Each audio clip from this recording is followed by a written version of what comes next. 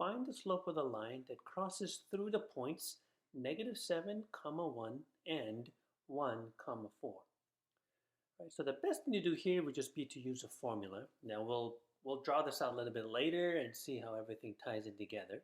But the formula is that m, remember m represents the slope, so m equals y2 minus y1 over x2 minus x1.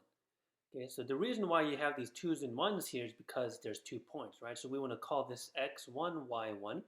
So the subscript for 1, because this is the first order pair, and then we'll call this one x2 and this guy y2. Right? Once again, the subscript of 2 because this is the second order pair. And then what we want to do is plug in these 4 values accordingly and then simplify, and that will be our slope.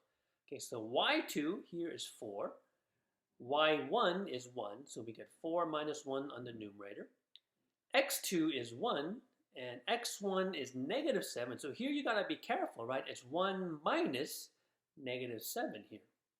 Okay, remember, the rise over the run, or the change in y over change in x, right? So the y values go in the numerator, and the x values go in the denominator. So when we simplify this, 4 minus 1 is 3, and 1 minus -7 becomes 1 plus 7, which is 8. So this is the slope here. Right? It's a number, right? So what does this mean? It's positive, so our line should go up and to the right. But this means that whenever we go up 3 units, we need to go to the right 8 units. Okay, once again, that's because this is a positive slope. Let's graph this, right? I mean, we could have graphed this first and then sort of just counted these values to sort of get the slope here, but let's graph it now. Okay, so let's do our little hash marks here. And then we'll plot these points. And we'll see how the slope is related, right? So we get -7, 1. Okay, so -7, 1 is going to be here. Okay. And then what about 1, 4? So we want to go 1, 4, right? So this line is represented by this right here, right? So we've connected these 2 points, right? -7, 1 and 1, 4. But the slope is 3 over 8. So what does that mean? It means that if we pick one point here, right? We'll pick this guy here. But if we go up 3 units, right? So we'll go 1, 2, 3 up. And we'll go 8 units to the right.